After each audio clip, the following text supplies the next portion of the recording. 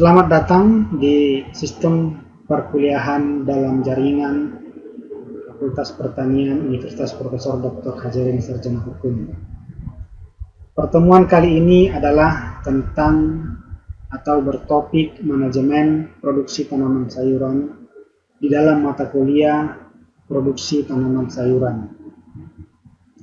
Baik, kita mulai. Sebelum kita masuk kepada topik manajemen produksi tanaman sayuran, ada baiknya kita mengetahui lingkungan tumbuh di daerah tropis. Ada dua faktor lingkungan yang sangat penting di daerah tropis. Yang pertama adalah faktor iklim. Yang kedua adalah faktor tanah. Nah, di antara kedua faktor ini, faktor iklim sangat penting. Adalah boleh dikatakan merupakan faktor utama, karena faktor iklim itu tidak mudah untuk diubah atau direkayasa. Jadi kalaupun ada teknologi yang bisa mengubah atau merekayasa iklim, akan berakibat kepada biaya produksi. Dalam hal ini kalau kita berbicara produksi tanaman sayuran, maka produksi atau biaya produksi tanaman sayuran tersebut akan menjadi mahal. Faktor iklim itu dapat berupa suhu. Ya, di daerah tropis suhunya hangat dan konstan, tetap. Tidak ada gradasi suhu yang sangat ekstrim, sebagaimana di daerah atau wilayah temperate atau subtropis. Suhu di daerah tropis dapat dikatakan konstan. Perubahannya tidak terlalu ekstrim, sampai minus derajat Celcius, atau bahkan terlalu panas sampai 40 atau bahkan 50 derajat Celcius. Dia pada posisi kalau suhu kamarnya 25, panasnya 36, ya sekitar situ. Tidak pernah ada yang menjadi bahkan sampai minus. Kalau di negara subtropis atau temperate itu bisa sampai salju. Panjang hari di daerah tropis itu stabil sepanjang tahun, kurang lebih 12 jam. Juga tidak seperti di daerah subtropis atau temperate. Curah hujan relatif tinggi, tetapi memang dalam hal curah hujan ada dua musim di daerah tropis, khususnya di Indonesia, musim kering dan musim hujan. Tetapi secara rata-rata curah hujan relatif tinggi di daerah tropis. Nah, ketiga unsur cuaca atau iklim tersebut sangat penting dalam pertanian dan merupakan faktor utama dari dua faktor iklim yang saya sebutkan di awal tadi. Kemudian adalah faktor tanah. Faktor tanah ini meskipun tidak juga mudah, tetapi relatif mudah, atau kalau dari sisi biaya relatif murah jika ingin dilakukan rekayasa. Contohnya saja, jika ada suatu lokasi pertanaman atau tanah yang gersang, kesuburannya rendah, maka bisa diberikan pupuk. Jika ada lokasi pertanaman atau tanah yang bereaksi asam, maka bisa diberikan kapur. Atau bahkan kalau secara fisik, misal ada tanah atau lahan yang berlereng, maka bisa dilakukan penanganan. Salah satunya misalnya seperti teras. Bisa dengan juga melakukan pengolahan atau pengelolaan tanah dengan menggunakan mulsa untuk karakteristik lainnya. Berbeda dengan faktor iklim tadi yang merekayasanya begitu sulit, atau kalaupun bisa tapi mahal. Suhu tanah selalu hangat menyebabkan proses pembentukan tanah tropika sangat spesifik. Nah, itu hal yang perlu diketahui di dalam kita melakukan manajemen produksi tanaman sayuran. 5 hal dalam manajemen atau proses produksi tanaman sayuran. Yang pertama persemaian, kemudian persiapan lahan, kemudian yang penting lagi adalah pemupukan, kemudian yang penting lagi adalah irigasi dan pemanenan. Ya. Persemaian, jika kita lihat dari sisi definisinya, merupakan suatu tahap menangani tanaman baru atau tanaman muda di tempat khusus menjadi tanaman siap tanam di lapangan. Jadi mulai dari perlakuan benihnya dilakukan perlakuan supaya perlakuannya bisa untuk tujuan memecah dormansi, perlakuannya bisa dengan tujuan untuk mencegah serangan hama ataupun penyakit ketika benih kita tanam. Kemudian sejak perlakuan benih hingga tanaman muda tersebut siap untuk ditanam di lapangan. Jika spesies tanaman sayuran tersebut membutuhkan persemaian terpisah. Persemaian juga bisa termasuk ketika meskipun bijinya atau tanaman tersebut tidak memerlukan persemaian terpisah karena bijinya misalnya besar. Umumnya persemaian terpisah itu untuk yang berbiji-biji kecil, umumnya, tapi tidak selalu. Nah, artinya baik dengan menggunakan persemaian khusus maupun langsung tanam, artinya dengan persemaian khusus ini adalah sistem tanam pindah. Kalau yang langsung benih ditanam, sistem tanam langsung, tanam benih langsung. Kedua-duanya penanganan mulai dari benih hingga tanaman muda tersebut, jika persemaian dipindah atau sudah lebih besar kalau di lapangan langsung, itu namanya adalah tahap persemaian. Di bibit atau semai yang sehat sangat penting untuk menentukan pertumbuhan lanjutan. Ibarat bagi manusia itu 5 tahun pertama adalah masa keemasan untuk pertumbuhan yang perlu dijaga. Demikian juga dengan tanaman. Masa persemaian adalah masa yang sangat kritis untuk perlu dijaga. Bibit yang bagus, bibit yang sehat, vigor, itu akan sangat menentukan kesehatan atau keberlanjutan tanaman tersebut menjadi tanaman yang kuat. Bibit harus ditangani, oleh karena itu bibit harus ditangani secara baik dan secara khusus. Ada 2 tipe persemaian, yang pertama terbuka dan yang kedua tertutup atau terkontrol.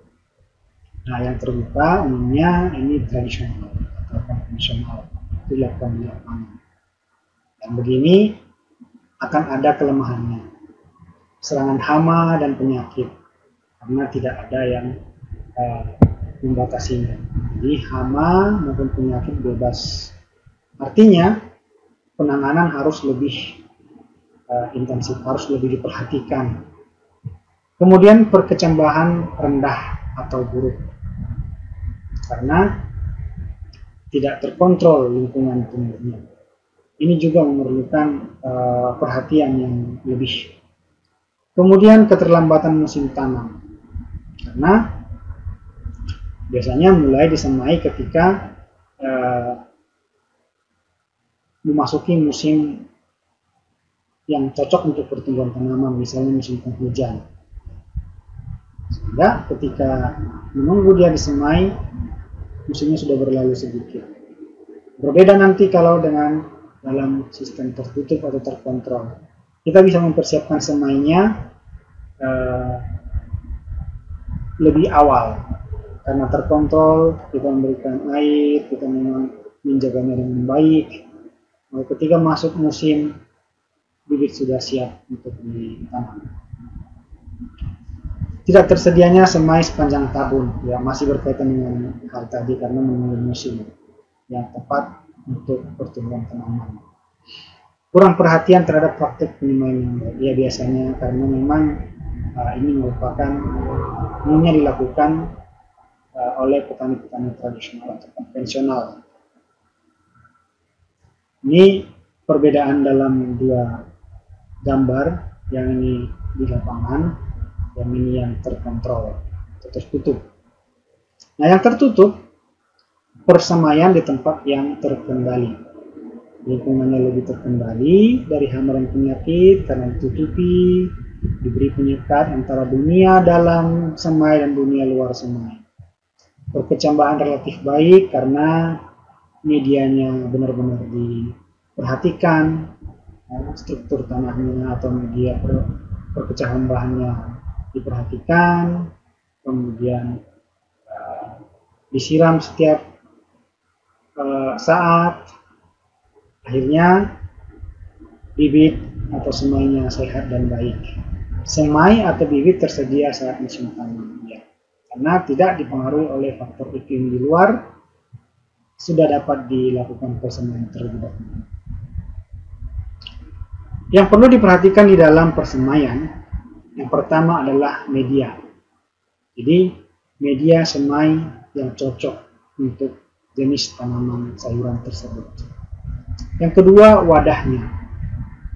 Ini kalau persemaiannya khususnya di yang terkontrol,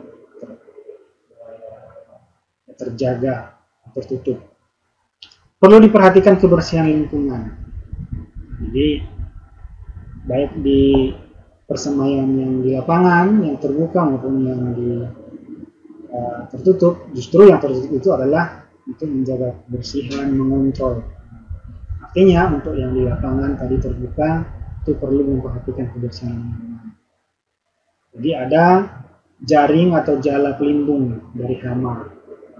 Ini untuk yang terkontrol, naungan dari sinar matahari. Ini juga untuk yang terkontrol.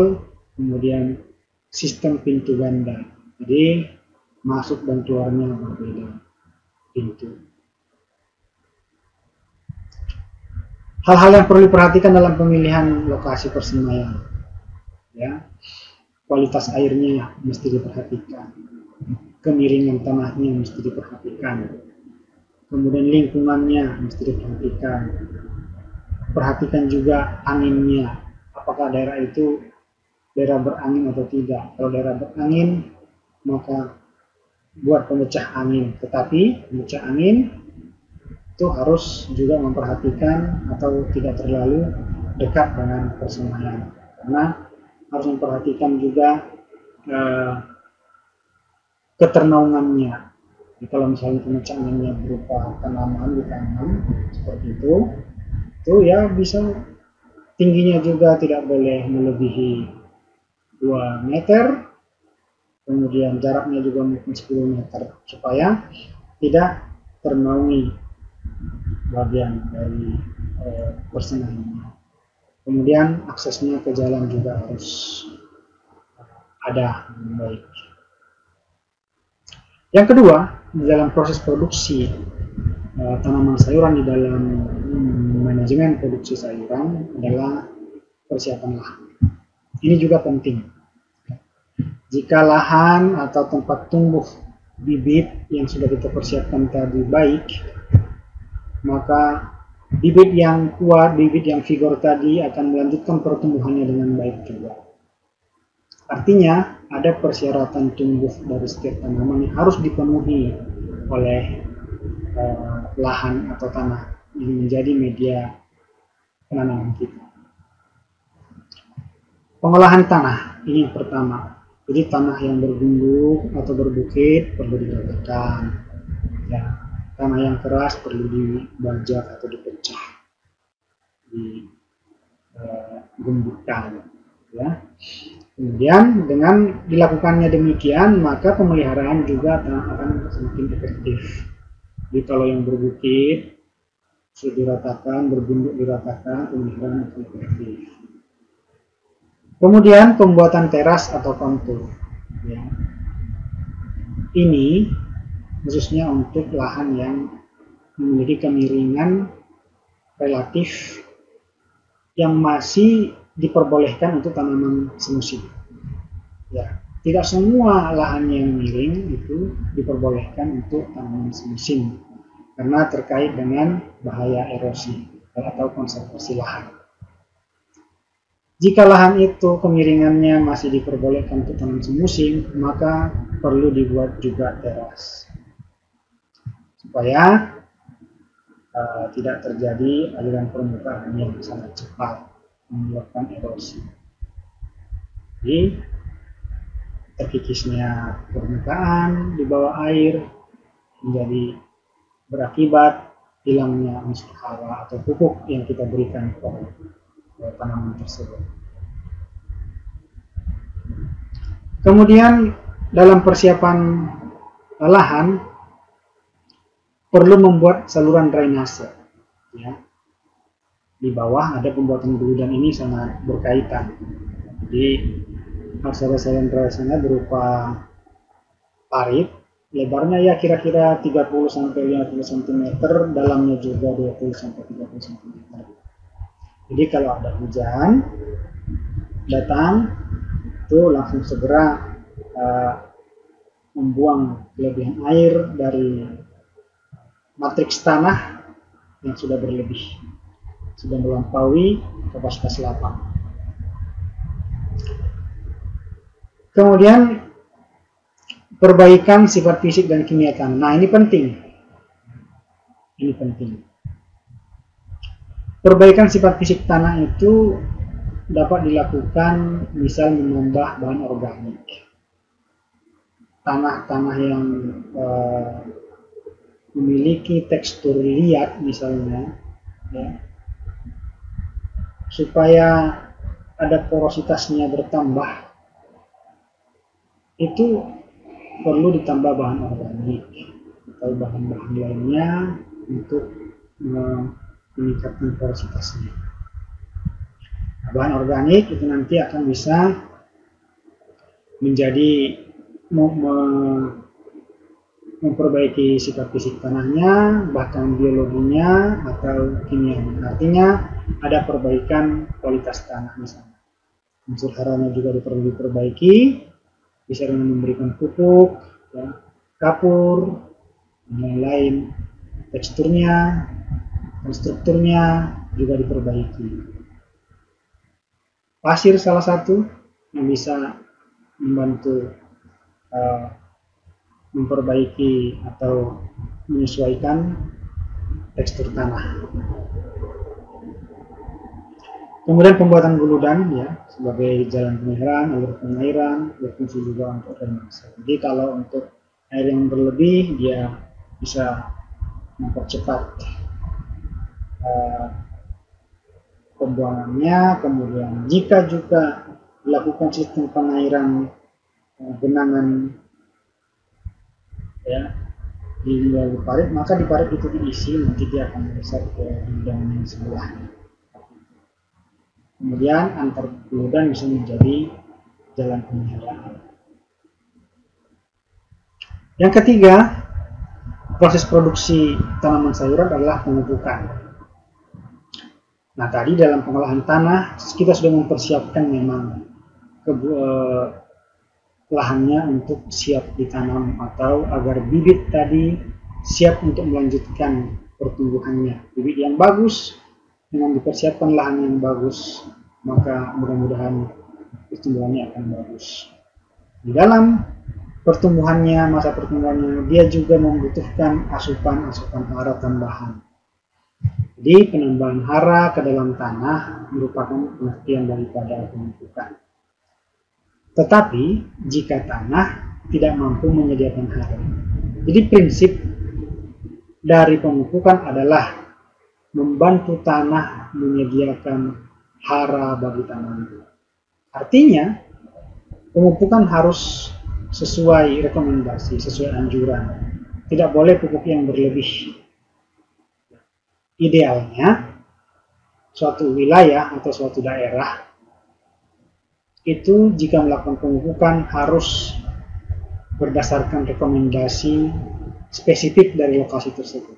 Artinya harus dilakukan uji, baik itu uji laboratorium terhadap kesuburan tanah maupun percobaan yang lain yang dapat menentukan rekomendasi pemupukan di suatu wilayah tersebut.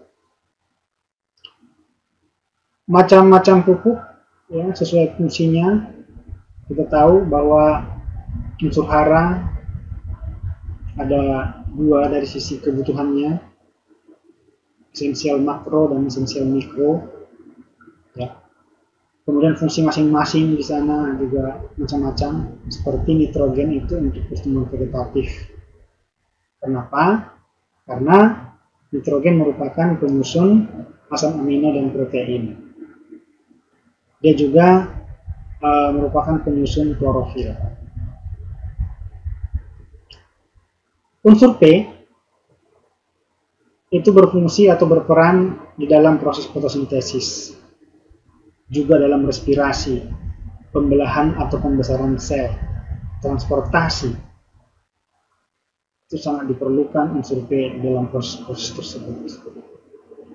Kemudian unsur K misalnya, itu di dalam kualitas buah, ya, sangat penting. Kemudian di dalam organ tanaman, yaitu daun, ada di sana stomata. Itu kalium merupakan salah satu unsur hara yang berperan di dalam membuka atau menutup stomata. Nah, K ini juga berperan di dalam proses kerja enzim. Itu beberapa contoh pentingnya peran dari setiap unsur hara dalam tanaman. Oleh karena itu diperlukan asupan unsur hara tersebut melalui pemupukan jika tanah tidak mampu menyediakan atau mencukupi kebutuhan tanaman tersebut. Oleh karena itu faktor-faktor yang terkait dengan pemupukan adalah jenis tanah. Jenis tanah tersebut akan mempengaruhi jenis hara yang dibutuhkan. Ada tanah yang kaya nitrogen, ada tanah yang miskin nitrogen, miskin P, miskin K. Jadi jenis tanahnya akan mempengaruhi jenis hara yang dibutuhkan. Nah, lalu faktor lain adalah dosis. Karena kita memupuk tidak boleh berlebih. Itu bisa merusak lingkungan. Ya. Jadi tidak membuat tanaman kita semakin bagus, bisa saja meracuni jika itu hara esensial mikro misalnya berlebih, bisa membuat keracunan tanaman. Selain itu, kelebihannya tadi akan terlarut atau terbawa ke sungai sehingga mencemarkan lingkungan tentunya.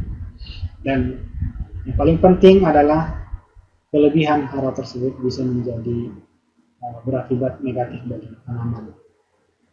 Kemudian faktor lainnya adalah faktor harga pupuk. Ini penting di dalam petani untuk menentukan atau memutuskan memupuk atau tidak, berapa yang akan dipupuk. Jika pupuknya mahal, meskipun rekomendasinya masih butuh banyak pupuk, ya tentu biasanya kalau modalnya kecil, modalnya sedikit, ya tidak akan bisa terpenuhi.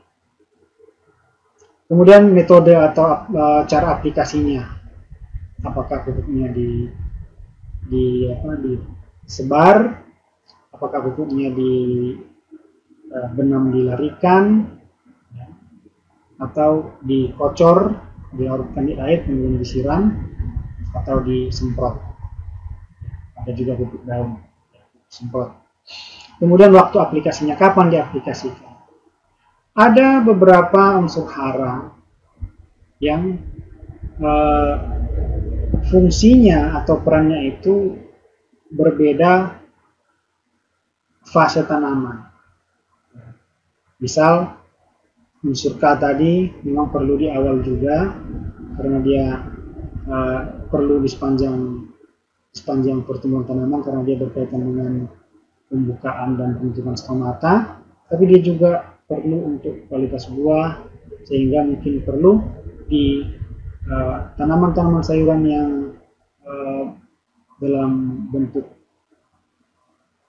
konsumsinya atau dipanennya dalam bentuk buah, itu perlu pemberian di masa vegetatif. Mungkin CA misalnya, CA untuk menguatkan tomat supaya tidak pecah, dan lain sebagainya. Jadi waktu aplikasinya kapan. Termasuk waktu aplikasi di sini selain dari fase tanaman juga apakah di saat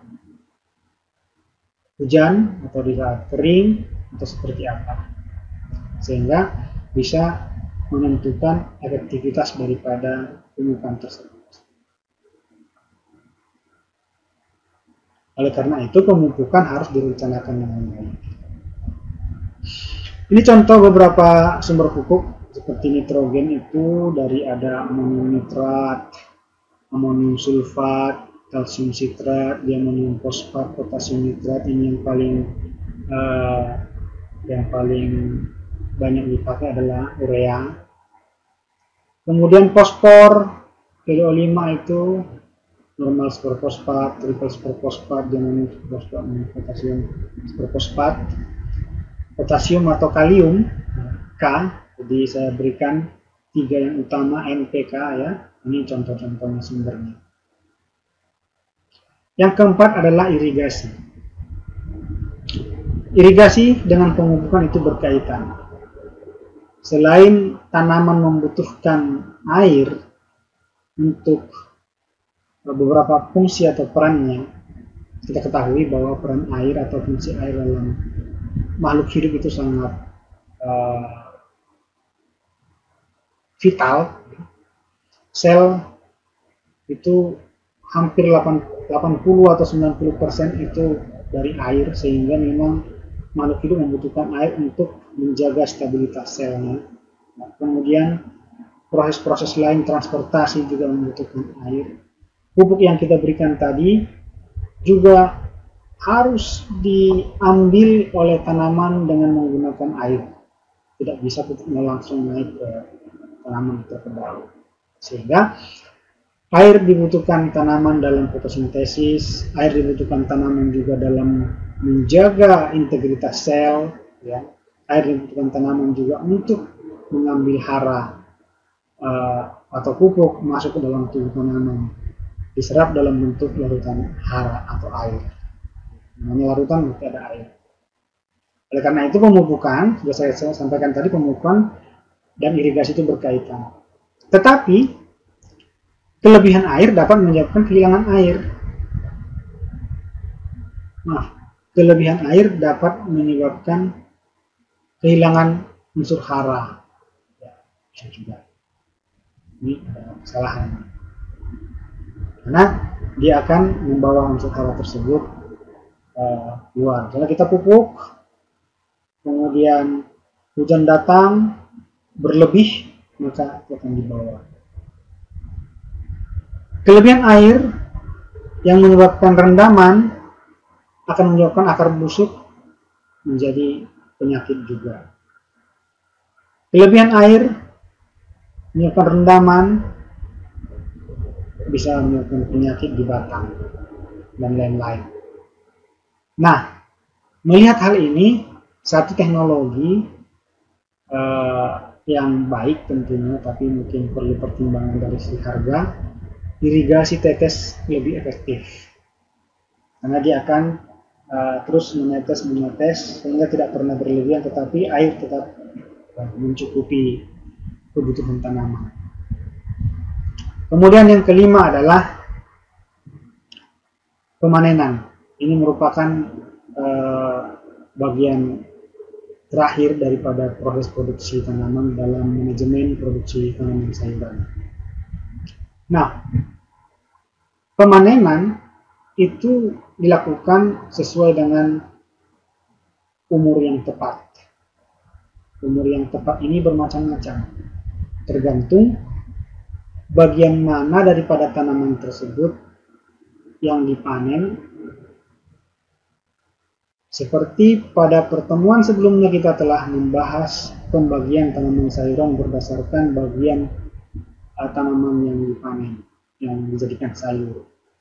Ada sayuran daunan, bayam, daun ubi, sawi, daunnya yang dipanen. Ada yang buahnya, cabai itu dipanen setelah dia tua, masak. berubah warna dari hijau menjadi kemerah-merahan atau bahkan merah. Kalau tanaman sayur bayam misalnya, maka daun muda yang tidak artinya kalau untuk memasak daun yang muda yang dipilih. Jika pun waktu panen ada terbawa daun yang tua, itu biasanya tidak akan dipakai oleh konsumen. Demikian juga daun ubi dan singkong yang dipetik adalah daun yang masih muda. Jadi umur panen tergantung jenis sayuran dan bagian yang dipanen. Dan bagian yang dipanen adalah tergantung jenis sayuran tersebut. Ada satu tanaman yang hanya daunnya yang diambil untuk sayur, sementara bagian yang lain terbuang atau bahkan bagian yang lain merupakan berperan sebagai pangan. Singkong misalnya, umbinya untuk pangan, daunnya untuk sayur. Pisang, jantungnya untuk sayur, buahnya untuk komoditi buah, macam-macam. Jadi mulai dari daun, buah, batang, dan bunga itu semua ada jenis sayurnya yang dipanen bagian-bagian ini. Setelah panen dilakukan penanganan pasca panen. Nah, di dalam manajemen produksi tanaman sayuran, kelima hal ini sangat penting untuk diperhatikan. Yang pertama persemaian, ini juga vital. Yang kedua persiapan lahan. Yang ketiga pemupukan. Yang keempat pengairan. Yang kelima adalah penanaman. Yang lainnya perlu diperhatikan juga. Tapi kelima hal ini dalam manajemen produksi tanaman sayuran sangat penting. Demikian pengantar perkuliahan untuk topik manajemen produksi tanaman sayuran dalam mata kuliah produksi tanaman sayuran. Silakan dipelajari lebih lanjut, atau jika ada yang ingin ditanyakan, kita dapat diskusikan. Materi ini dapat diperoleh dari bagian dua utama ini dan juga bagian lain. Terima kasih.